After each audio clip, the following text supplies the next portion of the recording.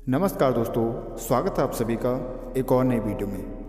आज की इस वीडियो में बात करेंगे हनुमान स्तुति मंत्र के बारे में, जो आपकी धन की समस्या को दूर करेगा, आपको कर्ज से मुक्ति देगा। आपकी धन से जुड़ी हर समस्या का हल ये हनुमान स्तुति मंत्र में है।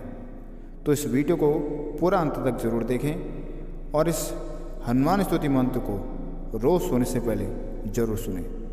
हे महावीर कपीश्वर देवा, सुनो स्तुति भगवान। दो वर दाता भाग्य विधाता, बन जाऊं धनवान। निर्बल निर्धन प्राणी का इस जग में कैसा जीना। पग पग ठोकर खाऊं प्रभु जी, विष पड़ता है पीना। जिसके घर न लक्ष्मी विराजे, वो घर है शमशान। दो वर दाता भाग्य विधाता, बन जाऊं धनवान। दया करे बजरंग बली, हो दूर जाए निर्धनता।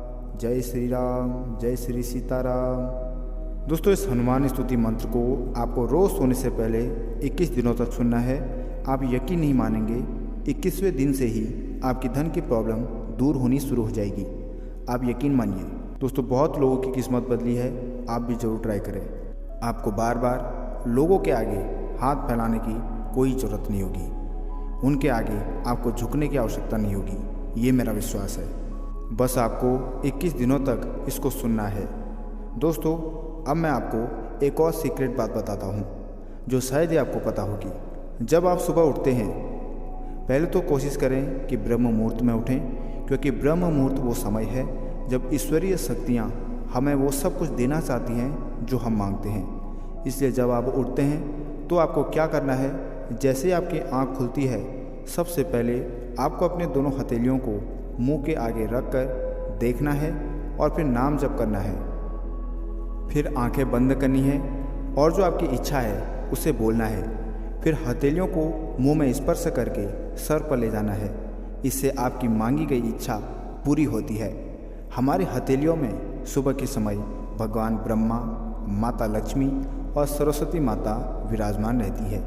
इसलिए यदि हम उनसे कुछ मांग करके उसे मुंह और सर में स्पर्श करते हैं तो वे हमें आशीर्वाद देते हैं और हमारी इच्छा पूरी हो जाती है। बस आपको प्रतिदिन याद करके ये कार्य अवश्य करना है।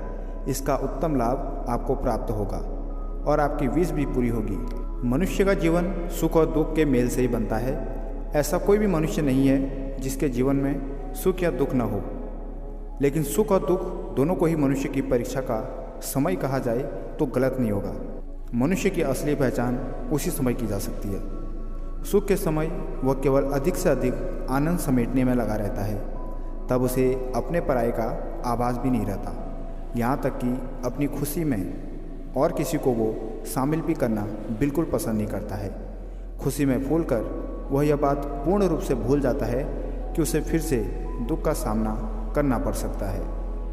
इसके विपरीत जो व्यक्ति जीवन की वास्तविकता को समझ लेता है, वह किसी भी हालात में रहकर अपनी औकात नहीं भूलता और हमेशा ज़मीन से जुड़ा रहकर हर बात के लिए सदैव परमात्मा का शुक्रगुजार रहता है। अपने नित्य जीवन में उन्हें स्मरण करना कभी नहीं भूलता। और कोई व्यक्ति दुख के समय इतना अधिक घबरा जाता है कि परमात्मा के बताए रास्ते से ही वह भटक जाता है।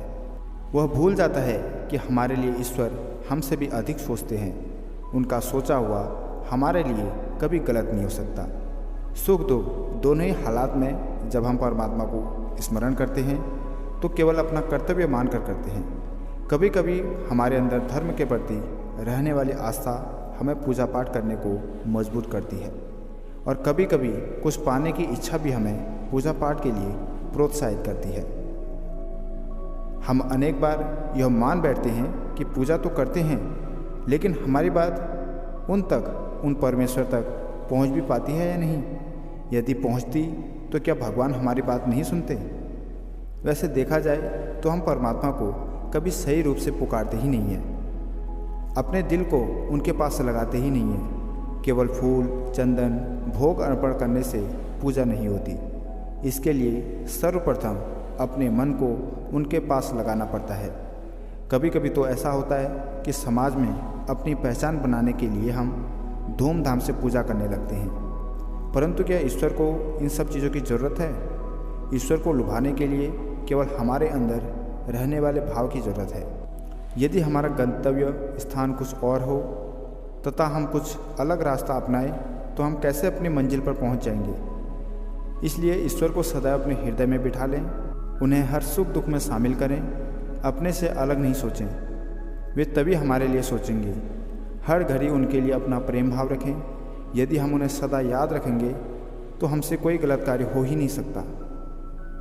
वे हमारी जटिल परिस्थितियों को सुधारते हैं, लेकिन हम ईश्वर को सच्चे और निष्कपट भाव से कभी पुकारते ही नहीं हैं। इसलिए प्रभु को सदैव सच्ची श्रद्धा से याद करें और उन्हें हमेशा अपने दिल में बिठा कर रखें।